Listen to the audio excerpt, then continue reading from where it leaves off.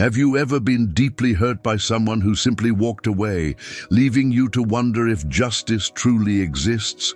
And what if I told you that their apparent happiness is actually the very proof that their fall will be even greater? The truth is, watching the one who hurt you thrive while you're left dealing with the pain can trap you in a vicious cycle of bitterness and powerlessness.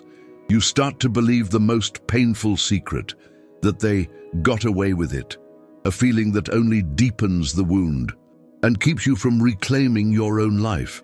But there is a form of divine justice that is silent, precise, and already in action at this very moment.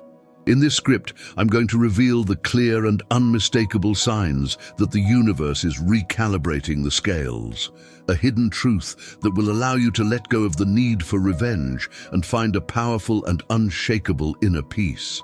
So, if you're ready to transform your pain into power and understand how true justice unfolds, stay with me until the end. Before we dive in, if this message already resonates with your soul, please take a moment to like this video, subscribe to the channel for more wisdom like this, and share it with someone who needs to hear this message. And to affirm your own healing journey, comment, "I choose peace" below. Your engagement is powerful and helps this message reach more people who need it. Chapter 1. The internal erosion of peace. The first consequence, the first down payment for the moral debt they incurred, rarely manifests in the visible world. It is not the public humiliation you might imagine, the sudden financial ruin, or the dramatic social scandal that would offer a cinematic conclusion.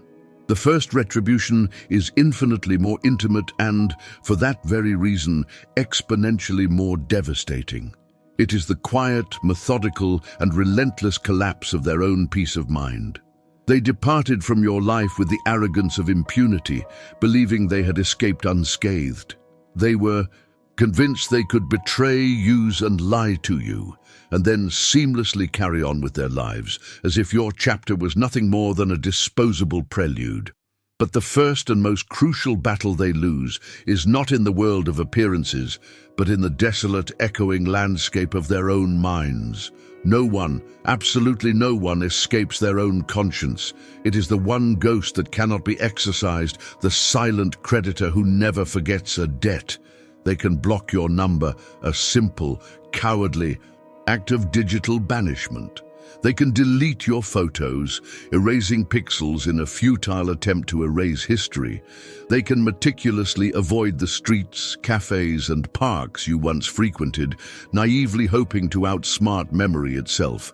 But they cannot delete their own internal records. They cannot run faster than their own thoughts. And, most terrifyingly for them, they cannot silence the persistent, patient whisper of their conscience when it decides to speak, especially in the sacred, oppressive stillness of 2 a.m. It is in that hour, when the world is asleep and the frantic hum of daily distractions has faded, that cognitive dissonance begins to take its toll. They see themselves as good people, yet their actions were cruel. To reconcile this fracture, they engage in exhaustive mental gymnastics, trying to convince themselves that you deserved it, that it wasn't so bad, that they had no choice. This internal conflict, this civil war in the soul, drains their vital energy and leaves them perpetually exhausted. It is then that the cracks in their carefully constructed facade begin to show. During the day, they are masters of performance. They post radiant photos on social media, curating a life of effortless joy and success. They laugh the loudest with friends at a bar, their boisterousness a desperate shield against the void within. But deep down, in a private theater where they are the sole audience, they feel it. It's a cold dread, an amorphous discomfort they can't name, an anxiety that corrodes their moments of silence, a hollow feeling in the chest that hides behind the brightest smile. Beyond the guilt, something even more insidious is born, the loss of authentic joy. Their soul's palate becomes scorched, unable to taste true happiness. They might achieve a goal they fought for, get a promotion, buy something they desired. But at the moment of triumph, they find a void. The accomplishment feels hollow, the pleasure fleeting and synthetic. Their laughter doesn't reach their eyes. They watch other people experience genuine joy and feel a pang of something they can barely identify, envy for the purity they themselves destroyed. This inability to connect with real happiness is a form of personal hell. They are surrounded by the trappings of success and happiness, but are unable to truly feel any of it, as the betrayal erodes the soul's capacity to experience contentment. A woman once shared the story of her closest friend. "She left me at my lowest," she said. "No explanation, just silence." For months, the friend seemed to flourish. She traveled, posted about new achievements, seemed happier than ever. But then, mutual friends began to report strange stories. The friend was suffering from severe insomnia. "She told me," one friend reported, "that every night when she closes her eyes, she sees the woman's face. She replays their last conversations in her mind, trying to find a justification for what she did, but finds none. The sound of the clock in her room," she said, "sounds like a countdown to some kind of judgment." The guilt was not just a feeling, it had become an environment, a prison without bars. Every time she heard a familiar song, smelled a perfume that reminded her of her friend, or saw an act of loyalty between strangers, it was like a small stab to her conscience. No external punishment was needed. Her own mind had become her meticulous torturer, her judge and her executioner. Your silence, your dignified refusal to engage in their chaos becomes the secret weapon you didn't even know you had. You did not retaliate. You did not seek to get even. You simply went quiet. And that silence, to their astonishment, echoed with a resonance far louder than any confrontation ever could, because silence doesn't argue, it simply reflects. And when they are forced to look into the mirror of your absence, they see not your weakness, but the stark, ugly truth of their own actions. They see the magnitude of what they lost, a treasure they now realize is irreplaceable. They see the person they had to become to inflict such pain. They begin to ask themselves the questions they so desperately suppressed. Why did I do that? What if I was the problem all along? Did I just destroy the one genuine thing I will never find again? This is not just a fleeting moment of regret. It is the beginning of an internal collapse, the first seismic tremor indicating that the foundations of their self-deluded world are beginning to give way. Chapter 2.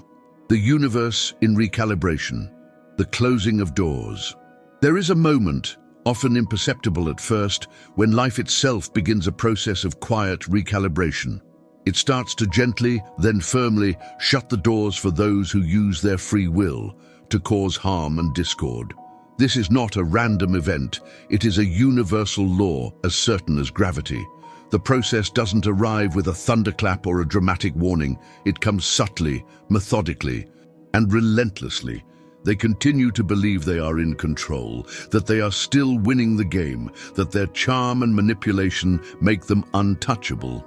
But behind the grand curtain of their ego, life is rebalancing its books according to the ancient law of withdrawal. When someone intentionally hurts a good person, they are not just inflicting pain on an individual. They are disrupting a larger, more fundamental energy. They are violating what should have remained sacred: genuine loyalty, untarnished trust, unconditional love, and the inherent dignity of another soul. And when this sacred line is crossed, the universe responds. Not with chaotic rage, but with the silent precision of strategic removal. This removal happens in ways they cannot comprehend. The betrayal leaves a dissonant, energetic signature on them. It's like a subtle odor that healthy souls can detect. People with good intentions, with integrity, and with a strong moral compass begin to feel uncomfortable around them without knowing why. It's an intuitive repulsion. This is why their meaningful connections start to unravel. The people who could help them grow, who could offer wisdom and genuine support, are repelled by this energetic signature. What they are left with is a social circle composed of people who operate on the same low frequency as them. Individuals who are superficial, opportunistic, or equally wounded. Their world begins to shrink not by chance, but by a law of attraction that now works. Against them, the opportunities that once seemed to fall into their lap begin to dry up. The connections that were a reliable source of support and advancement suddenly turn cold and unresponsive. They might go to a networking event, confident in their charm, only to find that the people they try to connect with seem mysteriously put off.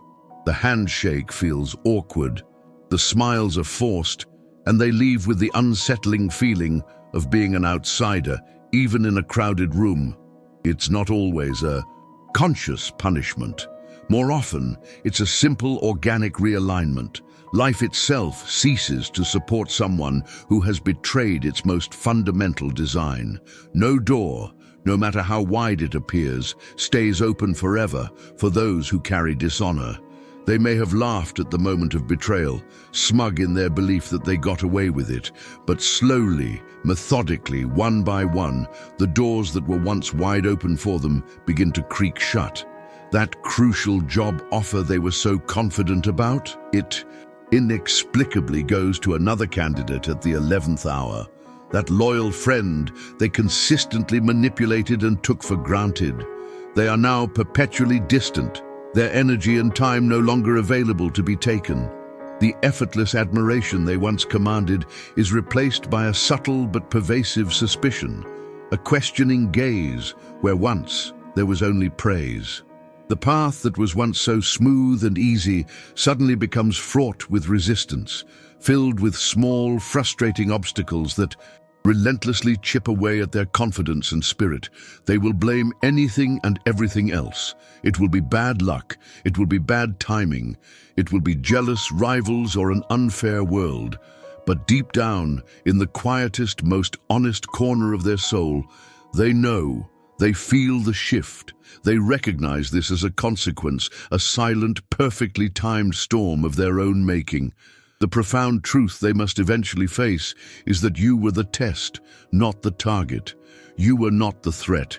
You were the examination of their character, of their capacity to honor something genuine and sacred. And they failed that test spectacularly. Think of your presence in their life not just as a friendship or a relationship, but as an anchor. You were the stabilizing force, the safe harbor where they could be vulnerable, the unconditional support that held them steady during their own storms. By betraying you, they didn't just cut a rope, they cut the very anchor from their ship in the middle of a tempestuous ocean. At first, they feel a false sense of freedom, of lightness. But when the winds of life inevitably blow and the waves of adversity begin to rise, they will find themselves adrift, with nothing to hold on to, at the mercy of forces they cannot control. The chaos they now experience in their lives is not random. It is the direct result of disconnecting from their source of stability. The metaphor of the tree with rotted roots is equally powerful. On the surface, it may still appear magnificent, but underground, the essential decay has set in, and then one day a gust of wind, a wind it would have easily withstood before, causes it to collapse. This is precisely what happens when someone loses the protective blessing of your presence. You were not just a part of their life, you were a life force. And once they chose to betray that force, the essential root system of their own life began to rot. Chapter 3. The Unforgiving Mirror. The Pedagogy of Karma. Life does not always use brute punishment as its primary teaching tool. Far more often, its methods are more elegant, more personal, and infinitely more effective. It uses reflection. And the most divine and sophisticated form of justice is not thunder, wrath, or fire raining from the sky. It is this. Life will arrange for them to feel in their own flesh and soul the exact experience they inflicted upon you. It doesn't give them a lecture. It gives them an experience. It doesn't scold them. It becomes their mirror. You betray love. Life will show you exactly what it feels like to be unloved, to be seen as temporary, to be treated as disposable by someone you value. You lie and deceive with impunity. Life will surround you with deception, a world of smoke and mirrors where you can never be sure of anyone's true intentions, and where paranoia becomes your constant, unwelcome companion. You abandon someone loyal in their moment of greatest need. Life will orchestrate a scenario where you feel the piercing, ice-cold loneliness of being completely forgotten, of crying out into a void where no one answers. They don't see it coming, but when it arrives, they look around in a state of bewildered bitterness, asking the universe, "Why does everyone treat me this way? Why can't I find someone who really stays? Why do people keep using me?" The answer is not in the world around them. It is in their past. It is in their own reflection. The reality they so callously created for you has now become the blueprint for their own. What begins as a single lesson morphs into an inescapable pattern. It's not just one mirror person they meet, but a series of them. They end one painful relationship that left them confused and feeling used, only to enter a new one with a different person who eventually exhibits the exact same toxic traits. They try to start fresh, move to a new city, change jobs, but the pattern follows them like a shadow. They begin to see it's not bad luck, it's a script. They wrote themselves. The realization that they are doomed to repeat the same painful dynamic over and over is a form of karmic prison. They are trapped in a maze of their own character flaws, and every new relationship is just another hallway that leads back to the same center of pain. The only way out is self-reflection, but that is the one direction their ego refuses to look. The karma they encounter is far more sophisticated than they could ever expect. The universe is an artist of poetic justice. It sends them a living, breathing mirror. It introduces them to someone who is a version of themselves. The relationship begins with an electrifying intensity. They feel seen, understood, as if they've found their soulmate. This is the love-bombing phase, a reflection of how they may have ensnared you at the beginning. Then, the first red flags appear. Small inconsistencies, an unexplainable coldness, a cutting remark disguised as a joke. They ignore them, just as you may have.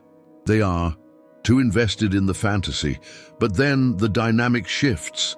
The mirror person begins to use their insecurities against them, to undermine their confidence, to withdraw emotionally precisely when they need support the most. And suddenly, they find themselves in the exact position you were once placed. Confused, heartbroken, desperately chasing closure from someone who cannot give it because they are fundamentally incapable just as they were. They are trapped in a custom-made classroom of pain, where the curriculum is an in-depth study of their own character flaws.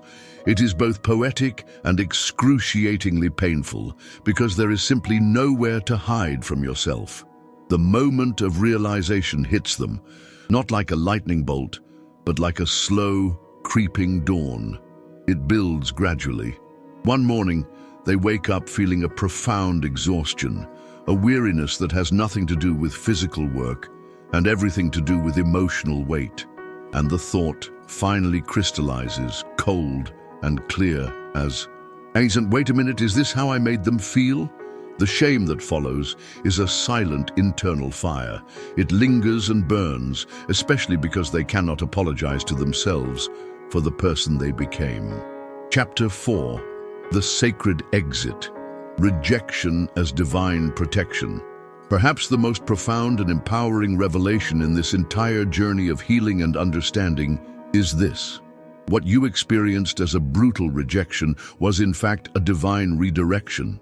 And what felt like a soul-crushing abandonment was, in fact, an act of supreme protection. You thought they left you. You believed the door slammed shut because you, in some fundamental way, were not enough. But what if it wasn't their choice after all? What if a higher power, call it God, the universe, or providence, saw the full trajectory of that path and chose to remove you first. You did not simply walk away, you were rescued. There are moments in life, particularly those involving deep emotional pain, that make absolutely no sense while they are happening. A relationship ends with a suddenness that leaves you breathless. A career opportunity you poured your heart into inexplicably slips through your fingers. A friend in whom you placed your absolute trust turns on you, seemingly without reason or cause. The betrayal cuts you from behind, leaving you to stumble through a fog of shock and confusion.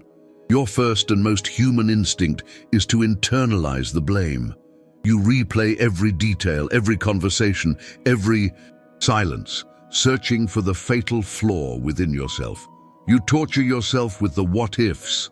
Maybe if I had done more, given more, been quieter, been louder, been different. But here is the truth that will set you free. You were never meant to stay.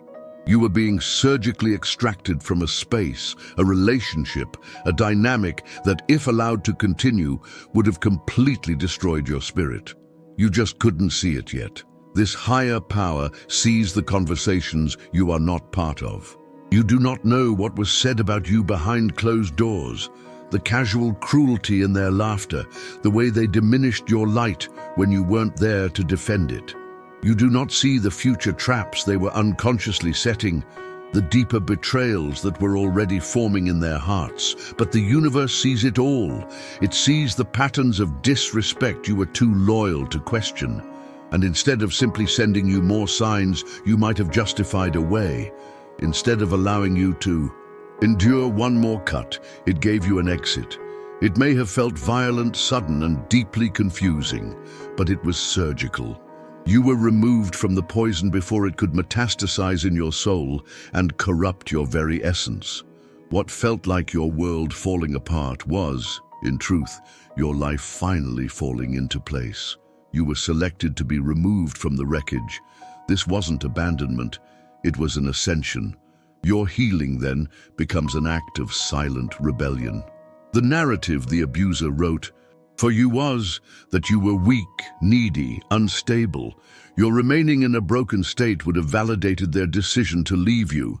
It would have allowed them to tell themselves, "See, I was right to leave. That person was a mess." But by choosing to heal, by choosing to grow, by choosing to thrive, you actively dismantle their false reality. Every step you take toward your own wholeness is a nail in the coffin of their self-delusion. Your happiness becomes the irrefutable proof that the problem was never you. Your peace becomes the most eloquent testimony to their toxicity. You are not healing to prove a point to them. You are healing for yourself. And the side effect is that your very existence becomes the final correction to their distorted narrative. The most difficult spiritual discipline is to trust the exit without needing closure. This is where you build a spiritual muscle that will serve you for the rest of your life.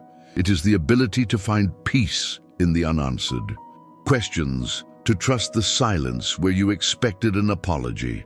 True, resilient faith does not require a full explanation to move forward. It moves forward anyway, trusting in a wisdom greater than its own understanding.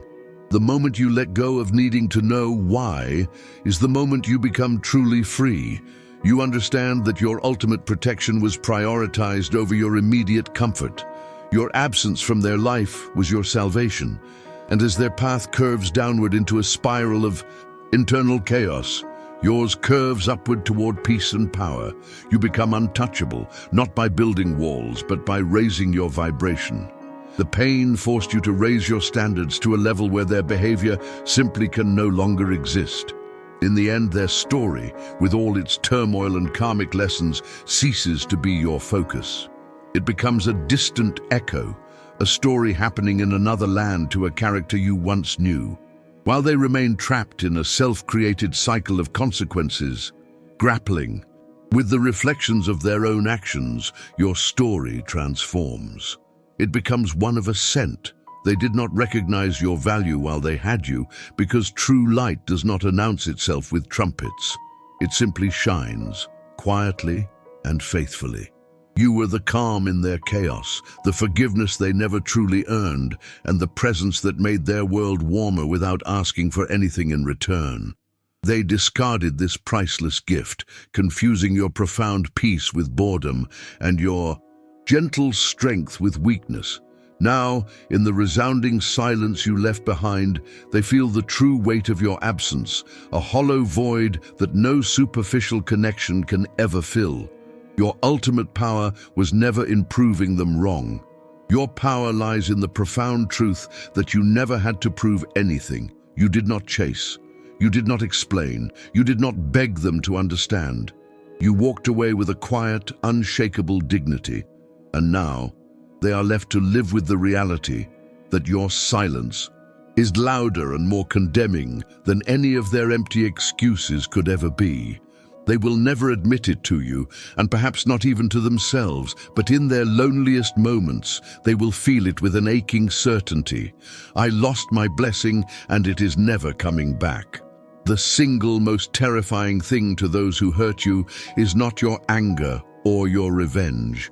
It is your growth. It is the undeniable fact that you did not stay broken. You did not remain a prisoner of bitterness. You refused to stay in the chapter where they so cruelly left you. You healed. You evolved. You became something untouchable, not because you are now cold or hard, but because you are whole and healed. The universe's greatest reward for your pain is not their downfall, but your restoration. It is the peace that can no longer be stolen, the joy that is not dependent on who stays or goes, and the opportunities that feel like a form of divine compensation. You will look at your life, at the person you have become, and you will honor your scars not as marks of damage, but as proof of your survival and as the foundation of your newfound wisdom. You will realize with breathtaking clarity that what you thought you lost was nothing compared to what you were being prepared for. The universe does not repay you with pity, it repays you with purpose. By choosing peace over revenge, you became powerful. By choosing restraint over reaction, you gained a profound clarity. By choosing not to fight their evil with a lesser evil of your own, you broke generational patterns of pain and retaliation. This is your true reward. You did not just survive their betrayal. You became wiser, more grounded, and more deeply aligned with your true calling. Your peace is the final word. The war is over, but your ascent has only just begun. If this journey of transformation resonated with you, and you feel the power in choosing peace, please help this message find others who need it. Like this video, share it with a friend. And if you haven't already, subscribe to our channel to continue your journey of growth. And as a final act of personal power today, comment below, "My rise is my response." Next, video call to action. Now that you understand how justice works for others, it's time to focus on rebuilding your own power. If you're ready to take the next step, you absolutely must watch our video on the 5 steps to rebuild your confidence after betrayal. Click the video on your screen now, and I'll see you there.